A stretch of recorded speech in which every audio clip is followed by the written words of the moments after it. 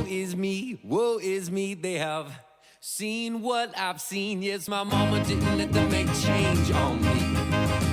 Put change on me. Yeah, woe is me, this is the product of ADD. Apothecary, not for me. I dream naturally.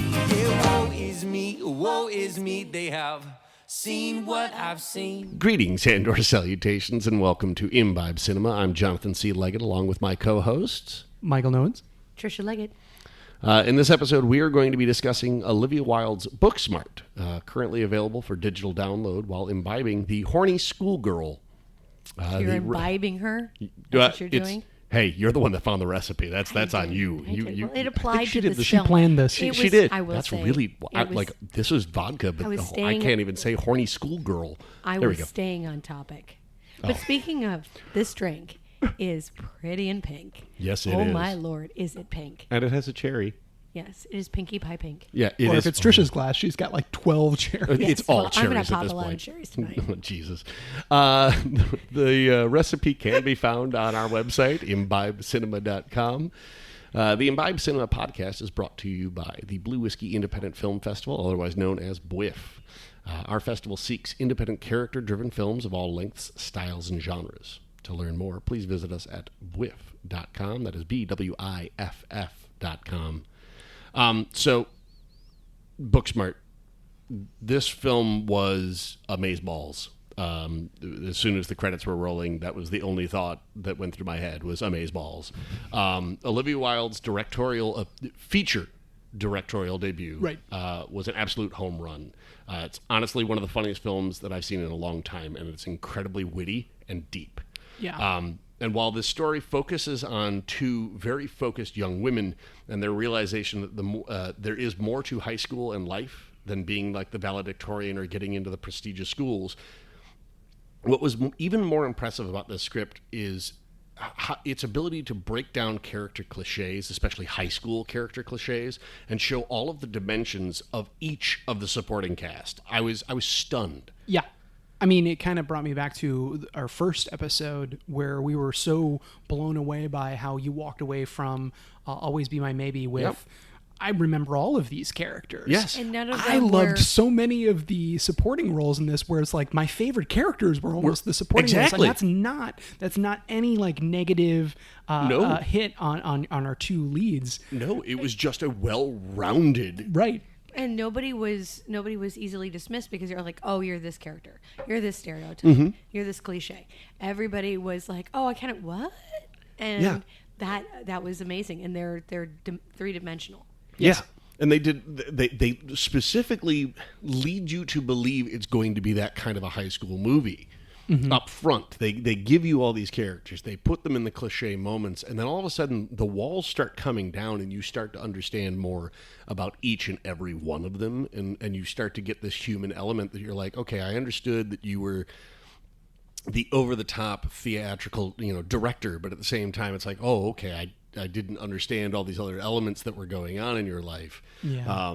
A Triple A specifically is the character who, all the girls call her Triple A because apparently she, roadside assistance. The roadside assistance, and we do find out she still did actually give the blowjobs, but it was because she was being nice and trying to, they were actually broken down at the side of the road. So like it still smacks right after that, like that like pause of like, oh, okay, this is a very serious moment, and then she's just like, well, and I actually did. Yeah. And you know what? I did actually give the blowjobs. And you can't give me any kind of crap for that.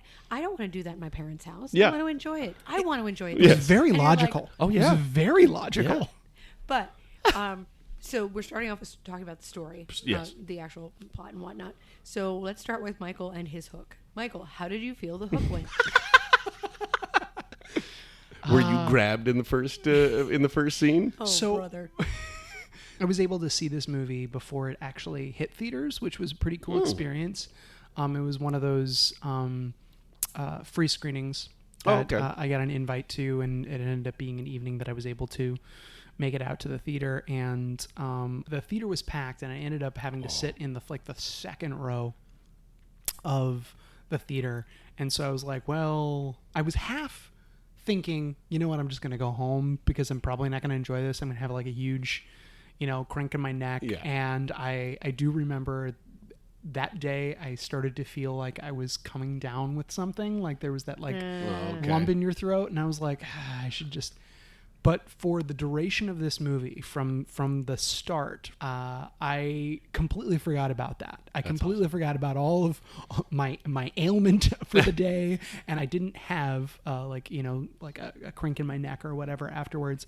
And I think it was too hard. It's an unspoken connection with everybody else in the theater. But sometimes with comedies like this, you have a connection with total strangers who are sitting next to you, and this was a sold-out theater. Every seat was filled. Okay. And so, that would have been entertaining. And I just went by myself, so the people on either side of me were total strangers. And there were moments where, you're laughing so hard because, obviously, laughter is contagious, and we were laughing so hard, you'd turn and look at each other and we'd be like, oh I can't believe that just happened. Yeah, like you get a full sense of community. Right. Well, and it's like, if you went to go see a movie with a good friend, you'd have that exchange. Yeah. Instead, you were like, no, I'm just going to turn to this total stranger. We're going to have this. We're never going to actually have a conversation, maybe. But we're going to be going. This moment is shared. Yeah, this moment is shared. And there's something cool and magical about that with going to the theater. Well, and one of my first time realizing the true impact of being in a large audience versus watching something by yourself was when I went to see Star Wars. It was episode 4. Going to be technical, New Hope, and it was in the theaters. They brought it back, right? So I am young enough to have never seen it in the theaters originally. First. Yeah. However, old enough to have seen it in the theaters when it was released. Right. So there you are. And the thing was, there was a point in the beginning of the movie where R2-D2 falls over, and the crowd just erupts. We all laugh. Yeah. And I had seen this movie how many times growing up, and I was like, oh my God, this is funny. Why did I never think this was funny? Right. I never paid attention to it, but all of a sudden this is really funny.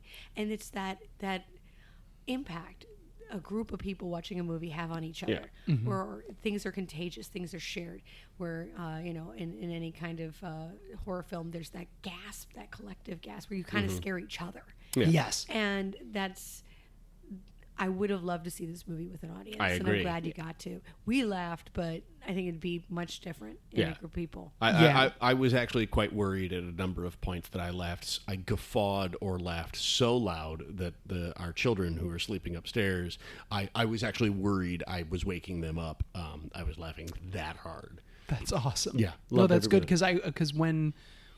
I did take that into consideration afterwards when I was like, oh, I really want to do this movie. I think you guys are going to love it. And then I'm like, wait, they might not think it's as funny. And honestly, so I was worried about that. So I'm so glad. Now, I know this is called Imbibe Cinema and that we drink during this, but, I'm about to tell another story and it really makes us sound like we're alcoholics. But we've had a couple of parties. Imbibe responsibly. One for you and one for whomever you're with. No, but we've had a couple like ragers. No, we've had a couple of like regular parties where people can get a little bit loud, especially myself. My volume tends to be a little on the excessive side. But our girls will sleep through everything. Like they just do not seem to be fazed by loud noises. I have no idea what he's talking about. Oh, I've had these ragers all by myself. It's because Tricia sleeps through them too. Also sleeps through them. You're welcome, genetics. But no, yeah. So I'm a little jealous of that because I do feel that this would especially be a movie that just would be amazing to have seen with a group of friends or a community. And in fact, if you have not already seen it, one, why are you listening to us? Because we make no sense. But two, do watch it or watch it again with as many people as you can find. This is just an incredibly witty, and incredibly intelligent, and incredibly well shot film. At the very least, find a copy of it when your kids are graduating high school and watch it as a family. No. I'm sure it will date well. It's a trap. Then you could be like, kids, this is what it was like when we were young. And then you can turn to your child and be like, oh, that's why you reacted so strangely with that stuffed animal. Oh, awkward. Yep. But can I tell you, because I mean, I know American Pie broke down some boundaries. Oh yeah. As far as self-service and how we don't talk about it, but it happens. And I'm glad to know that we can finally have the female perspective on that. And yeah, it's a little less horrifying because it's adorable. It's a panda. It's a stuffed panda. It's a panda. I mean, the one eye thing is weird. Yeah. What happened to the one eye? That happened before, long before. But no, one of my favorite scenes in this, especially just from the level of awkward and how hard I was laughing, is specifically when Lisa Kudrow and Will Forte. Literally, it's like towards the very end of the movie, and Lisa Kudrow just starts kissing the bear essentially to because she's taking it to college, or no, not to college. She's taking it to Africa with her, and she's like, "Oh, I can't believe you're taking Ling Ling," and she's like, "Oh, you can take these kisses with you." And she's just kissing the bear, and it's just great because you've got Amy and Molly, the two leads, Kaitlyn Dever and Beanie Feldstein, and Beanie is specifically just losing her shit because she knows what happened to this poor bear, and then Will Forte goes to reach for it, she just slaps it out of his hands, like, because he is not kissing that. That is awkward to the nth degree. That would be so awkward. It was long before that. Yeah, but I think one of my favorite lines is when Molly gets Amy to confess about what she does to, like, it's a secret. Let's share a secret. And we learn about Ling Ling's sordid past. and she something about, like, it was like, you can make yourself come just by thinking about it. It's the one thing I can't get my mind to do. She's like, what do you do? Just like, wow, that's revolutionary. I wish I could do that. My brain is so smart, but it can't do that. Yeah. No, they do such an amazing job, and we will be talking about, like, the cast specifically, the cast and crew, in Act 2, if you will. Well, I did realize I actually never answered your question about the hook. Oh, so, yes. For me, it was, I mean, I really did enjoy the opening scene. She's meditating, listening to the self-help, which literally just tells her, like, fuck those losers. Right. I did enjoy that, and then you get, like, your title, boom, and the movie begins. But it was the very next scene when, she goes outside and the risks that Olivia Wilde was going to take, and I loved the way that she let scenes unfold. It made it so unpredictable, I felt. Yes. Because it would be like, okay, like, how long are we going to do this? I don't know. It's like, you know what? Are we ever going to go to school? I actually don't know how long the scene is going to go, but I'm fine with it because it's hilarious. Oh, yeah. And then she plays on that later on, which I can go into later, but I love the way that she would, like, let a scene unfold and you think you'd be going, like we talked a little bit about, like, AAA, you think that the scene is going to be going into this emotional direction, and then all of a sudden it's like, wake up, you get slapped right across the face, and you're like, oh, it catches you by surprise. I don't know about you guys. Everybody suffers in high school. Everybody suffers, right? Yes. So one of the things I found interesting was this seemed to be the nicest high school. Yeah. Like, everybody, even if they don't get along, like, everybody's still nice. Like, nobody's shoved in a locker. There's none of that. There's no, like, so mean and hurtful that, like, it destroys you watching somebody get destroyed. Yeah. There's no violence. It's it's like the nicest high school, and everybody is so fucking smart. My God, they're all going to Georgetown and Stanford, Yale and Harvard, and you're like, you're seriously, like, what? We're in academia in Los Angeles. This is high school. Yeah. Obviously, this is a film where our two lead characters have spent their entire high school careers focusing so hard on their academia and getting into those prestigious schools. Are you going to leave any cherries for the rest of us for our second drink? Clearly. I mean, she's just sitting there with a spoon at this point. It's a garnish. You're a garnish. Your face is a garnish. Never mind. But so they are focusing their entire, high school career at getting into good schools, and they have not done anything social. And it's not until Molly realizes that the people who are, who she has felt are drastically beneath her.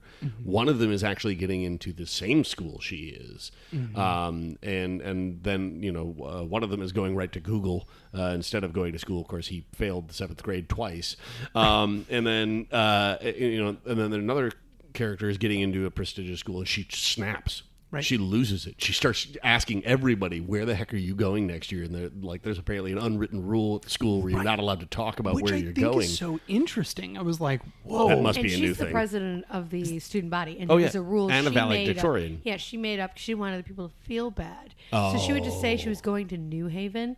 And even the principal's like, we know that's where Yale is. Just say Yale already. Oh, my God. Yeah. So they obviously realize, oh, my God, we graduate tomorrow. This is literally the last day of school. They graduate tomorrow, and they have done nothing. And so Molly decides that they are going to take 4 years of all the things they should have been doing and try to jam it into one evening. And what I found so fascinating about how the story unfolds and how Olivia Wilde, directed this film is it's not filmed like some sort of high school rom-com or anything like that. In fact, actually, in the extra or the bonus features, they talk specifically that they were trying to shoot it like a Lethal Weapon or like a buddy cop Training Day, and stuff like that. And all the producers and everybody are like, okay, I'm intrigued on how this is going to go. They wanted the intensity you get with high stakes of a buddy cop film, but they wanted that applied to high school because in high school it feels intense, right. Which is wonderfully conveyed. And I had read that Olivia Wilde had talked about how she was inspired by like Clueless and Breakfast Club and Fast Times at Ridgemont High and Dazed and Confused. And it's interesting because I haven't seen all of those movies. I've seen half of them, and I could see where some of that would come in, but what really struck me was Ferris Bueller's Day Off. And that's because Ferris is just trying to get Cameron to do something all day, and Cameron's just being dragged along. And Ferris is and that's Molly and Amy. Amy doesn't want to go, and Molly keeps making her go. Right. Yeah. And it's like, you're going to have a good time. We're going to do this. We're going to do this. And it's kind of like that situation. And I just love how everything kind of... It's a rabbit hole that just keeps going. It's like a dream within the dream. It just keeps getting weirder and weirder. Right. And my favorite character of all time is Gigi. Yes. Oh my God. She is my favorite character too. The movie. Oh my God, she's amazing. Yeah. How did you get here? Yeah. And it becomes one of those jokes that every time they end up at a new location, you're just waiting. You're literally waiting for Gigi to show up again. And it's like a horror film. Without fail. Yeah, she magically just pops out. Yeah, and that's Billie Lourd, which is Carrie Fisher's daughter. And literally just, I don't want to say she steals the show because, like I had already previously mentioned, everybody in this is amazing. Yeah. But she really steals some of the scenes. She does an amazing job. I mean, it's a dream role. Anybody would want this role. It's an amazing role. And also for a female character. This kind of role you'd normally see a guy play. Yep. The wild card, the cut the brakes card. I mean, this is the crazy person. I'm jumping off a yacht party where nobody else is. Yeah, she's crazy. Yeah. And she does such an amazing job. And I think one of the writers in an interview, it was Katie Silberman. Right. So Katie said that she was so amazing. Billie was so good in these scenes that they actually wrote her more scenes. Oh, that's okay. So that's probably how she magically shows up and everything. Everywhere. Yeah. So I love that they're trying to get to the most popular kid, the vice president's party. Mm-hmm. And every time they try to get there, because they've never been invited out to anything else, they don't have the address. Right. So and they're trying to get a hold of X, Y, and Z number of people, and it just keeps backfiring on them. They call the one guy who is like the excessively rich guy, and he's like, oh yeah, I'll get you to the party. And then he of course takes them to a yacht, his party where literally nobody is other than Gigi. But I love that in the car they find what they think is like cocaine, right? And he comes to a screeching halt, and they are just coated in it. And of course they get upstairs, and Gigi's like, oh, you smell like my vitamins. And it's like just one of the creepiest little things. But yes, but at the same time, you think it's going to be cocaine and they're going to have this weird trip or whatnot. And no, it's not. It's really crushed up vitamins because she thinks snorting vitamins makes them more effective. And because she's she. Yeah. Right. But at the same time, it's not like she's not going to slip them a drug without knowing about it and they're going to trip balls later. Yes, and because that is It was a great fake out. Oh, yeah. Like, okay, so I guess that's They're not going to have happen. a trip out moment. And let's talk about that trip out moment. Yeah. Because The Barbie that doll? was very unique. I don't think I've ever and seen yet at the anything same time, like it's that like, scene. let's make a social commentary on women's exactly image what it was. in the most amazing way. Yeah, they both turn into Barbie dolls. Full. One wants to stay, the other one's like, no, we have to we're go. out of here. Right? One's like, look, look how hot I am. Yeah. I am gorgeous. No. I just want to spend more time looking at me. yeah. You rock that bod. Yeah. No, stop it. We are leaving. I kind of want to see what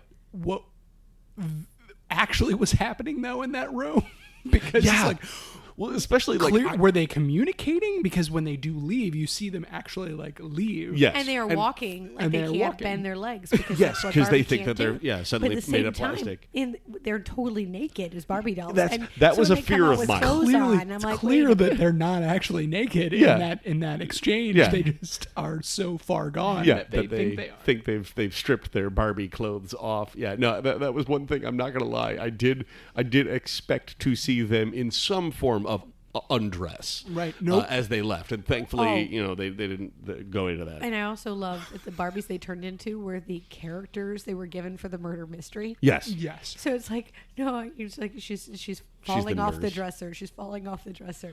Please, they would put put what was it, her high heel? Put it in your cornhole. Yeah. Because her hand has a hole for the little fake corn that goes in. Yeah, that gets slotted and in. yes, dolls do that. Yeah. So that's the second party that they end up getting to by the time that the the drama laced club's strawberries, theatrical. the theatrical dinner or murder mystery, and so then they are there, and they realize they need to leave there, and that's when they head to the library. They do what they do best. Research. Right. And- they research and start then they researching. have like that, like gangster cop entrance into the library. Yeah. like they run With that the joint. library They do montage. run that joint. Yeah. Here's the whole montage of them doing research. Yeah. And looking at maps, and then it's like, oh wait, somebody posted a video of all these pizzas.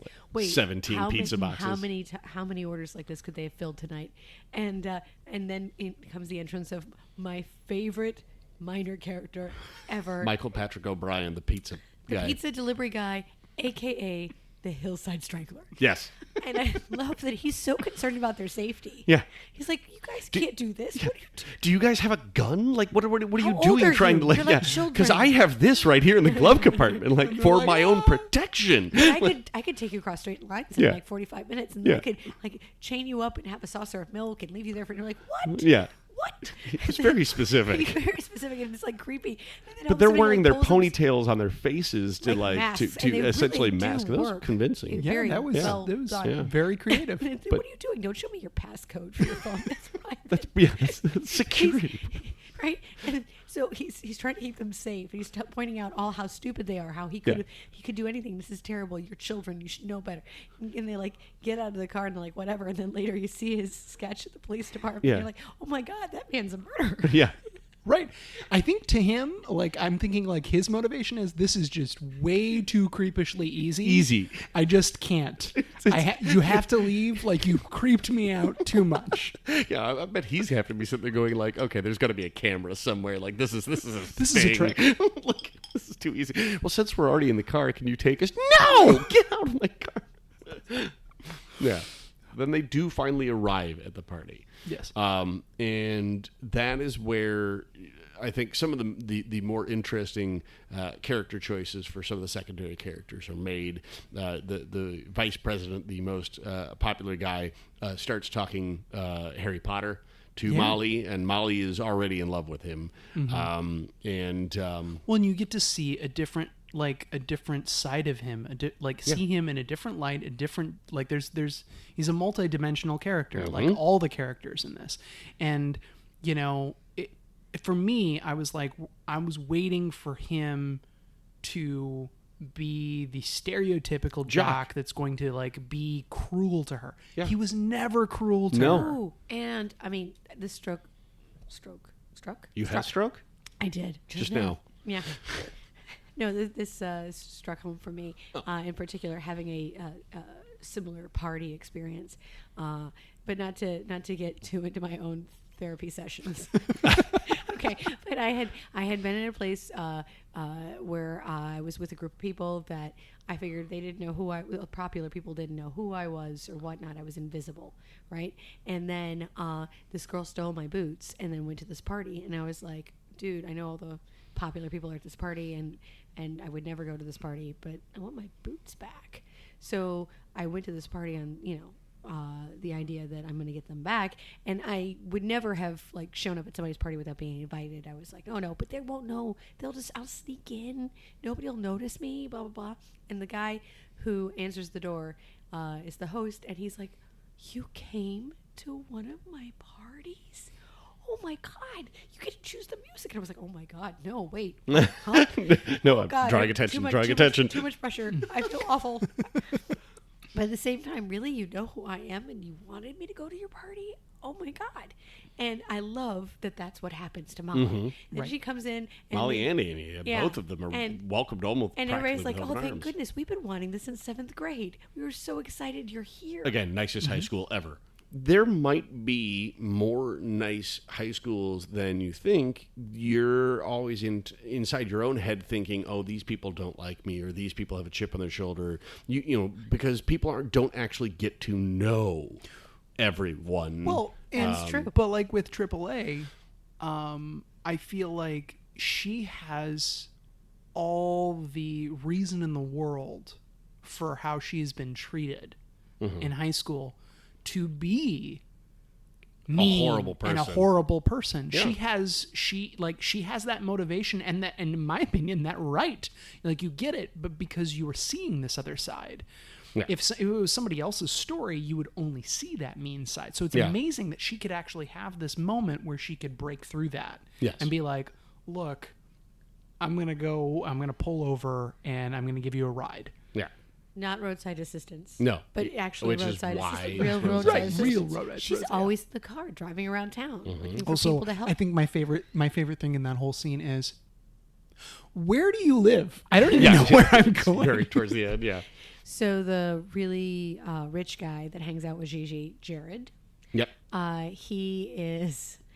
he's more than what he seems, and we are given like these glimpses of him early on in his entrances and his sad party that nobody came to, and like the rumors about him, that his father paid for a prostitute, right, for a birthday, and all that, and then you find out like, at the big party at the end, he just kind of just opens up. And it's like, I want to be a pilot. Or he wants to design airplanes. He wants to design airplanes and produce musical because theater. You know what? We've had enough with the revivals. Let's get some original work out there. Yeah, exactly. You're like, what? wait, he's not even a theater kid. Like, what the? Yeah. In that moment, I was like, I love this kid. I've loved him throughout the whole movie because I think he's hilarious. Yes. But I was like, I want to know you. Yeah. How does your brain work? How did you get there? Yeah. Yeah. And Miss Fine. We haven't talked about Miss Fine. We have not talked about Jessica Williams from The Daily Show. It's in a lot of high school movies where you have the cool teacher, and this cool teacher actually goes to the party because she was uncool in high school, and she's trying to make up for it now. Well, she also saves the day and comes and picks them up. She does. She saves them, and then she has this... well, she's already there. So. Right? And then she has a wardrobe in her car. And I love that her wardrobe... I love that it's all sequins. It's all sequins. Right? Sequins, man. But I am not surprised that, that a woman has a whole bunch of clothes in her car. Specifically, she mentions, totally I'm a woman in L.A. No, it makes total sense, actually. Really? I have a ton of clothes in my car, and I live, in the suburbs of Chicago as a mid-30s guy that shouldn't have clothes in his car. So for me, I had no issue. You're the Midwest Mrs. Fine or Miss Fine. Oh my. But speaking of Miss Fine, what was interesting about how that played out is instead of it just being a comic bit, like you could see why, because of that conversation in the car on the way there. You Don't could be like Find me. out, don't be like me. You could see her motivation, and it didn't take a whole lot of effort. You could see this other side of this character, and she goes into the party because she wants that experience that she missed out on, and she knows that this is a terrible idea. But then when Theo, who clearly has a thing for her, He's the one that failed. He's the one that failed seventh grade twice. Exactly. She's so, very concerned about his age. Yes. But he did fail the 7th grade twice, so he's actually 20 years old, and it works fine. Yeah. Exactly. It's totally acceptable at that point. Yeah, it's totally fine. It's not acceptable at all. Well, but she's no longer his student. legally, No longer his student as of tomorrow. I mean, tonight is a problem. The principal is the Uber driver. Yep. yes. The lift. Oh, yes, I think it was Lyft, wasn't it? It doesn't matter. He's the, And then, the ride share. the ride driver. share. And I drivers. do love that we learn about Porn? We learn about sex through porn. Oh. Yes. It's like, what do you do in that moment? Oh, yeah, because... It's not like there's a talk about it, exactly how you do it. No, we learn from porn. Well, yeah. That's Well, and because we are a specifically very Amy... puritanical society, Yeah. which is why porn is so popular, because nobody talks about. I mean, did you want to learn about it from anybody else? Probably not. Probably want to just look it up online. I guess before the web, Yes. magazines, and Although that adult really didn't- videos. Yeah, maybe adult videos, but yeah, the even the Playboys and the Well, I Hustler wasn't weren't thinking Playboys weren't because really, people only read those for the articles. of so. course. They actually have good articles. Oh, sorry. Go ahead. But that doesn't really help you with the actual how to, if you will. Right. I just love that specifically with Jason Sudeikis and what a choice role to give your husband. But so they're running out of battery in their phone, and of course, with today's wonderful cars, they plug in an adapter to the car to watch porn quietly between the headset that they have, and he thinks they're listening to their own music instead of what he's put on, and so of course switches over to their audio and. And What does he even say? Is that the new? Was it Nicki Minaj? Nicki, or was that something? Cardi B? And from what Cardi you B, hear, yeah. what you actually hear, makes you go, "What in God's name is the visual?" Like, I can't imagine how that is a weird sound. It goes well with their expressions as they're watching. Yeah. Well, and I also They were love stunned. the Mean Girl. Because we actually have a Mean Girl, Mm-hmm. and I love Amy's back to her when they're going back and forth being mean to each other, and Amy's accusing her of like, why are you being so mean? Why are you so mean? Blah blah blah. And then she goes, well, you peaked. You're going to be that girl that peaked in high school. Yeah. And then all of a sudden we're making out. Yeah. And it's a whole different scene. Yes, Totally different scene. Another example of how you think this is going one way and then it goes a different way. Yeah. And I'm so glad that you decided on the Horny Schoolgirl instead of my suggestion, which was PBR with a in a cigarette solo butt cup. in it. Yeah. Oh, so gross. Yeah, And, that I wouldn't have drank tonight. no This is why we're older and more mature. We would know you turn away when you to vomit. throw up on You somebody. don't vomit on the person in front of you. You But this was a turn. learning moment for Amy. It Yeah, was. she You did know? just pull a cigarette It's really lucky. out of her mouth. Yeah, I mean, it's I would have very thrown lucky up too. so- Yeah, I'm that pretty they're sure. in a bathroom and there's a shower right there. Oh yeah, that was It very, was very convenient. Convenient. convenient. Yeah. So The choices for the wardrobe in this were very unique. Very unique. Across Oh, yeah. the board for every character. And it Yeah. just made it so much more fun. Yeah. No matter how weird the humor, no matter how slapstick the humor, there's always depth behind it. There's always something behind it. And that, to me, really connects. That makes it funnier. That makes it more enjoyable. That makes you really connect to the film. it's what makes it a really smart script too. Yeah. Like Yes. really smart. And the other thing, before we stop for the break, Malala. Yes. Go ahead. Oh, Did you know what that was? I did. I looked it up. Okay. Well, would you like to explain? So, A couple times during the film, yes, go ahead. Molly or Amy says Malala, and essentially what you only get like one of a those year. a year. Exactly. So it's essentially calling in the ace of spades. You're saying you're going to do whatever it is I said you're going to do, regardless, and that the reason why is no questions asked. Yep. Right, and this is it's a pact between these two friends, and I love that there isn't this giant exposition about why. Nope. It's just an automatic. This is their relationship. They know each other so well. They've been friends forever, and this is something they set up. They call it Malala because of the Nobel Prize laureate. The youngest one, but she's an activist for women's education, girls' education. If you don't know who Malala is, look her up because everybody pretty much does. If you see her image, you know who she is. Yes. She's an amazing young woman, and that these two women, of course, are going to be like that. Of course, is going to be their secret word. That makes sense. Well, I mean, even in the opening scene, you see Ruth Bader Ginsburg. You see Michelle Obama. You see all these females strong women.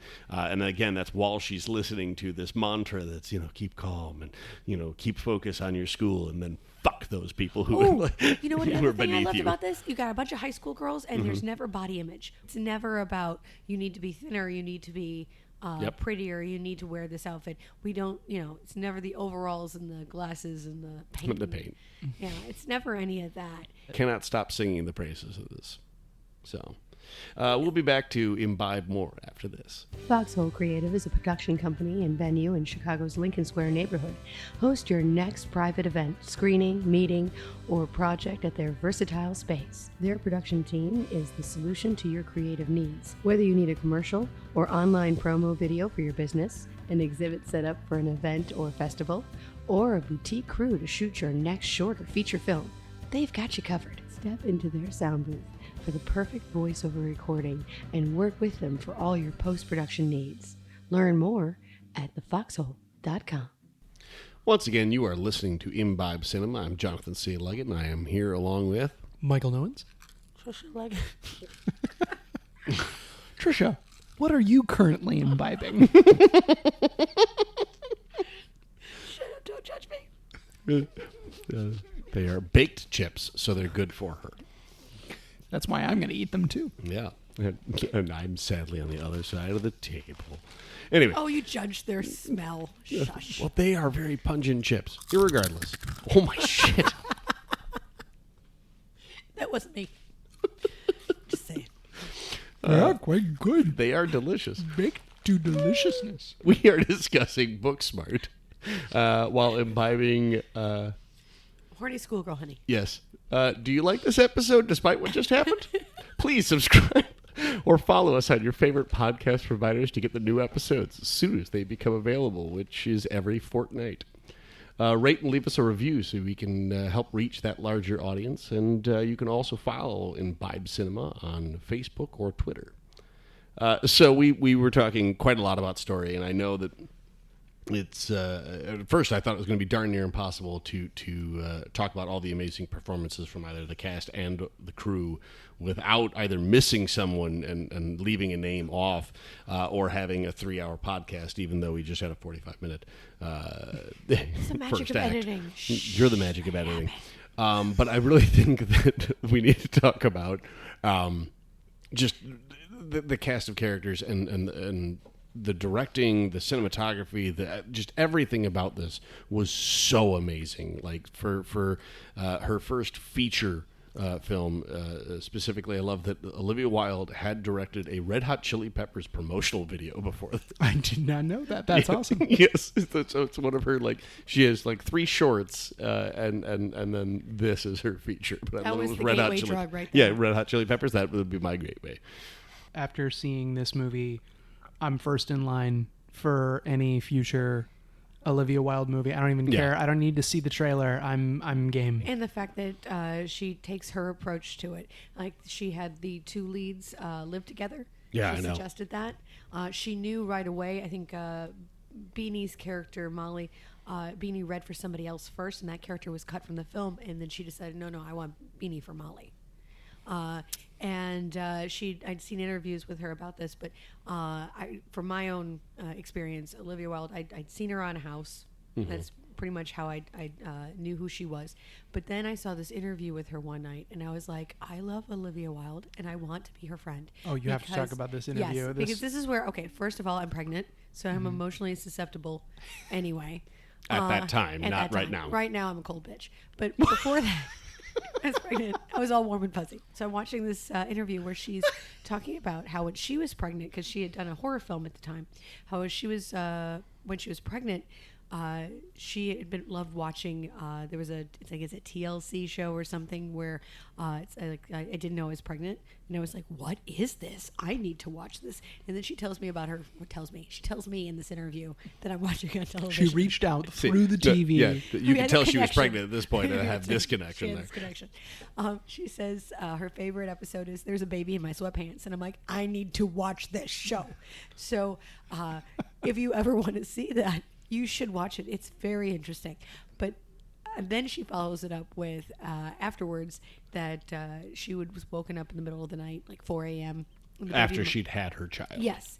After the baby is born, baby's in the nursery or, the room next door or whatnot. And you have that, like the technology we have today where we just like back in the day with our parents, they would just like put you to bed and be like, hopefully you're still there in the morning. Or in John's family's case, it lives. I was a devil baby. So she had this monitor that was the video audio monitor. We opted not to get the video monitor. We heard too many creepy things about it. Yeah. So anyway, she had this monitor. She wakes up at like 4 a.m. to the sound of like right, horrifying sound. And she looks at the monitor and she says, it looks like a demon's colonoscopy. That's what's going on the monitor. And her first thought from a dead sleep is, oh my God, a demon has my baby. Well, yeah. Now, I mean, I would think the same thing out of a dead sleep. Thank you. Yeah. Two However, things I'm like, yes, we think exactly alike. That's where my mind goes. Especially if you've been watching Supernatural and you're pregnant and all of a sudden all that Catholic comes back rushing at you and you're like, I just can't. The baby has eyes that are really dark at night when you have to spend time with them and you're just like, do I have a demon baby? But anyway, lack of sleep is dangerous. My Lord. So way too much information. Anyway, she goes into this room and again, I love Olivia. She goes into this room. How many people are like, a demon has the baby? Let's wait till morning. Let's just at least wait until I wake up enough to know that's or not a demon. You find some holy water, you get a cross, you go in there with the old Bible. priest and a young priest. Right, but she just went in there with nothing. She just went in there to save her child. She's Olivia Wilde. She can take on a demon. Yeah, exactly. She just goes Cowboys right in there aliens. for it.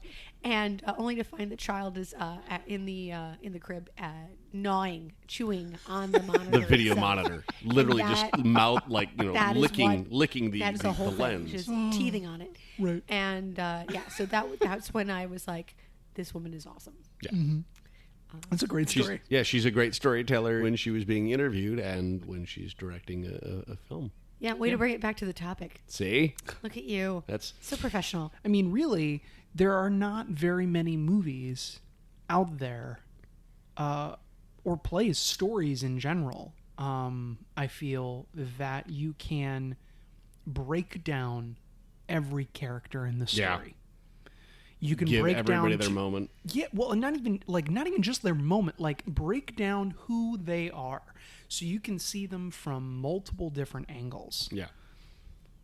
That it's so hard to do. Well, and like the theme, the message here being, you're not, when you think you're in high school and you think you know who you are, what you want to be, and it's all about just a defining moment. Who am I going to be?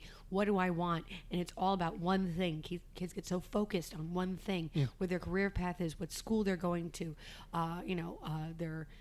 there's so much there that's very specific, and it's just one-dimensional because you focus all your energy in one way. And the fact that, because it is a very intense environment, the fact that it's the message, the moral of the story is there's more to you than one thing.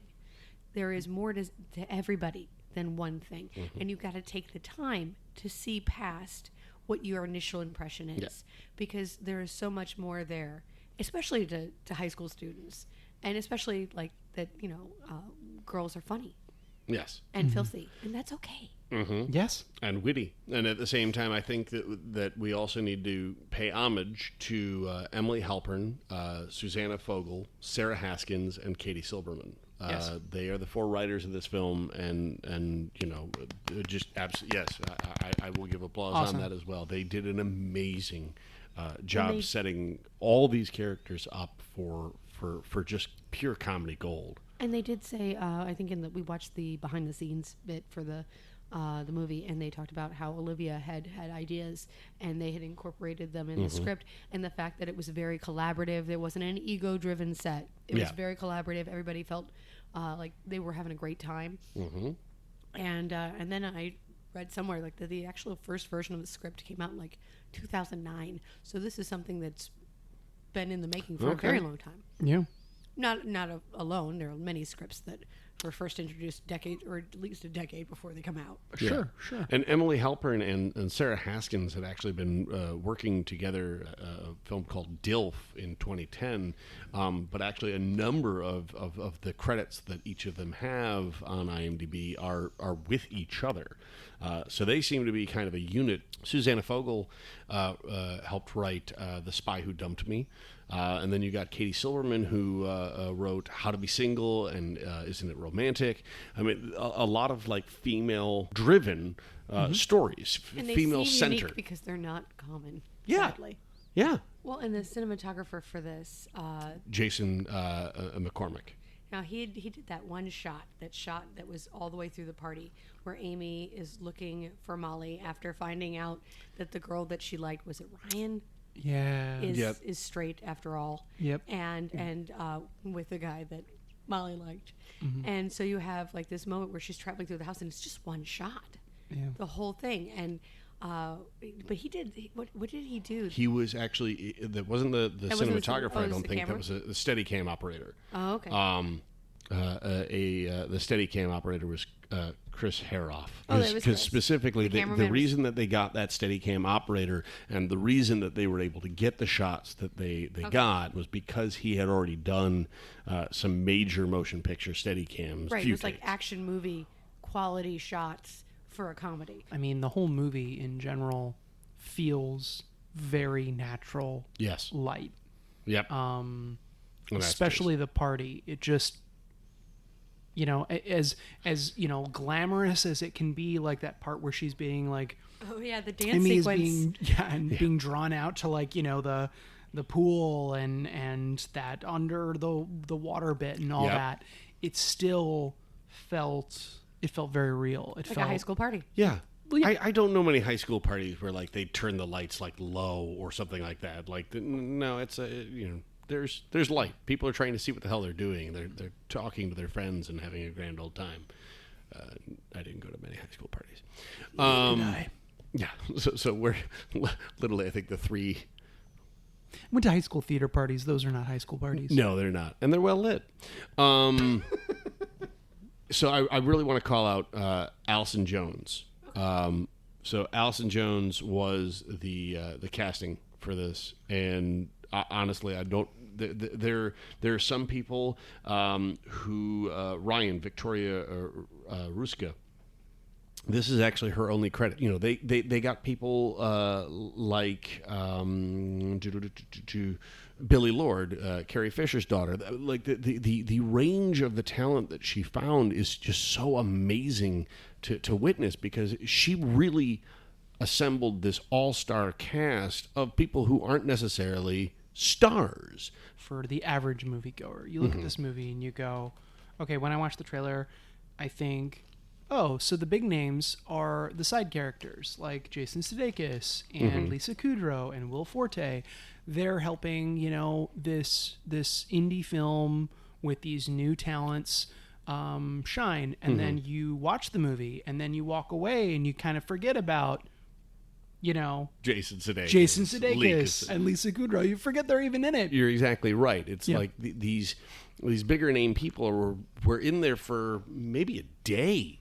Practically, Probably. You know, they were not there for a long period of time, and yet just even their being there for that day play or 2 scenes or whatever just brought so much life and interest to the characters and to everything that was going on the screen. Yeah. Another thing that I wanted to call out, because to me it's just very kismet, but Dan Nakamura, who did the music for this, also did the music for, and get this, here we go, Ocean's 11, Sure. Scott Pilgrim, and Always Be My Maybe. The original songs that the band plays, tennis ball, and all that. So like we're bringing this full circle right here. That's awesome. I know. You know, does he do shows? I will go. I would love to see his original work. I also want to get a tennis ball. Yes. From them. Yes, that would be really cool. Next up on my list, I guess, is Jamie Gross, who did the editing. Because, again, when Olivia Wilde said, look, I don't want this to be shot in high school comedy fashion. I want this to be shot in Training Day, in Lethal Weapon. Took that approach from an editor's standpoint, too. Exactly. And the editing of this film is just beautiful. Mm-hmm. You're constantly waiting to see what's going to happen next. Oh, okay. Yeah. And speaking of that, I love the way the car sequence at the end is shot. I love how it just gets weirder and weirder and more incoherent about how they're driving. At the airport? No, how they're driving to get to graduation. It starts out like they're driving. They're going to go really fast. They're going to get there in 7 minutes instead of like 20. And then all of a sudden, it's just like we're on one side of the road, we're on the other side of the road. Yeah. And all of a sudden, we're just squealing and screaming and spinning, and it's like, what the hell? Burst through a gate. Yep. Smoke up, it's Right. very, very, very cop entrance. It was perfect. All to get to graduation so that she can give the commencement speech. Mm-hmm. And we're all just fine with that. Yeah. Not like, okay, you were driving very recklessly. We're just like, yeah, good for you. made it. Way to get out of your shell. Well, I specifically love that. Way to bust your friend out of jail. Jared, Skyler Gisondo, is meant to go up in her proxy and give her speech, and her speech is like, if you were a white man, he's just like, well, this is really awkward to read. I love that exchange too, where it's like, if she weren't here on time, I'm supposed to start it. I don't think that's right. She says that. In Congress, he starts to explain. Okay, it's like, she definitely said her. that. All right, That's okay, her. you can go That's on. Molly. Yeah, that's all that is necessary to convince him. All right, go ahead. Poke the bear, dude. All right. Okay, first one here is from Impulse Gamer. Okay. Says, Booksmart is sometimes fun and enjoyable, but it could have been much sharper. Much sharper? I think that every witty retort that they have in the entire... They make jokes about Malala, for Christ's sake. Like, you can't get more, razor sharp. It's a gamer. Which means he's just a gaming troll. This is probably somebody who sits there and while he's gaming, they game on impulse. So they review on impulse too. Yeah. And don't think about it. You know what? Then I want Automatic them to pilot. review that monster thing that you play, because the plot on that is just stabbing monsters. Oh, in the Monster butt. Hunter? Yeah, that's just What stabbing is that? monsters in the What butt. is It's happening? a terrible plot. I have for a game. video game I play with my friends called Monster Hunter, and specifically the weapon that I choose, and the fact that I'm a cowardly person, I just stab the monster in the butt. No, I hear everybody does that. It's so common. No, Tom tends to use a bow and arrow, and so he shoots him in the face. He's much more daring than I am. I don't want to be anywhere near their face because they bite. Oh. So I shoot them in the butt. There's no Or point. stab them in the butt. There's no point. This got awkward. Anyway. All right, so next one.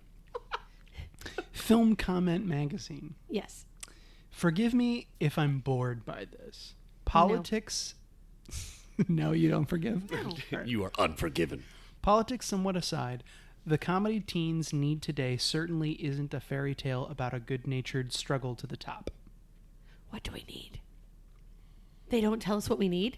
I mean, obviously I don't. I'm too old for it. And so are they. Because obviously they don't care. Back in my day... Well, The summary. Somebody like that. didn't have a ling ling. That's what this is. yeah, they need to get a ling ling, and they just need to get ling laid. No, exactly, because that makes it reduces endorphins, right? They're It just a very produces. unhappy. Yeah. It's an Not, unhappy it doesn't person. reduce; it produces. Whatever. You don't want to reduce endorphins. That sounds like a horrible idea. That's depression 101. Excuse me while I reduce some endorphins here. Great. Now my mom's gonna listen to this. I'm totally upset. Go ahead. All right, and our final one is from Film Drunk. Oh, good.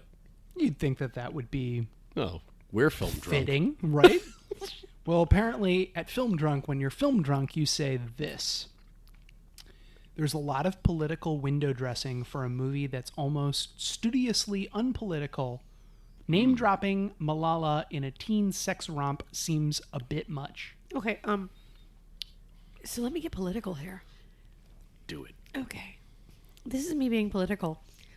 Women are 51% of the population, and it's about time we get some reflection of ourselves beyond being objectified. And I'm so sorry that that's a problem for people. That it's just sad. It's just sad. Toxic masculinity. No, and I know, it's so political. Weird. It's from political. a dude. Is Yeah, that like- weird? Yeah, You would but think that's he what would pisses be- me off. Wow. Being Two Smart, Funny Women is political. Because obviously we would never make a movie about... No, women can't about be women smart like and that. funny. No. We would never make this movie if it wasn't political, because that's not... I mean, what is he... That's what I'm taking away from it. Am I wrong? Have I been No, drinking too no. much? No, No. his dick is hurt. He's scared that now there'll Send be Gigi other there. films. Yeah. Send her.